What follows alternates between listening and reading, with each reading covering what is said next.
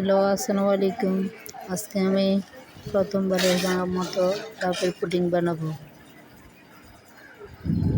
আমি প্রথমে ডাবটা কেটে ডাবের পানিটুকু নিয়ে নিয়েছি।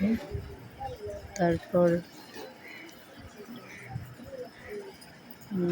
অল্প পরিমাণ নারিকেল ছিল, ওইটার সাথে দিয়ে দিয়েছি। অল্প পরিমাণ পরিমাণ মতো চিনি দিয়ে দিয়েছি। পরিমাণ মতো কাস্টার্ড পাউডার দিয়ে দিয়েছি, 2-4 চামচ পরিমাণ কাস্টার্ড পাউডার। তারপরে আমি বলক আসার পর্যন্ত অপেক্ষা করবো। বলক আসার পরে আমি নারিকেলটা দিয়ে আরেকটু বলক আসলে তারপরে আমি একটা বাটিতে ঢেলে নিয়ে ঠান্ডা হওয়ার আগ পর্যন্ত, ঠান্ডা হয়ে গেলে ফ্রিজের ভিতরে 1 ঘন্টার জন্য রেখে দেবো।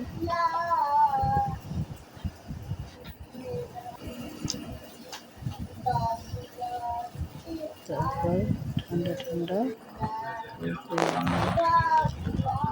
ডাবের পুডিংটা রেডি হয়ে গেল। যদি আমার ভিডিওটা ভালো লাগে তাহলে সাবস্ক্রাইব করে পাশে থাকবেন। আসসালামু আলাইকুম।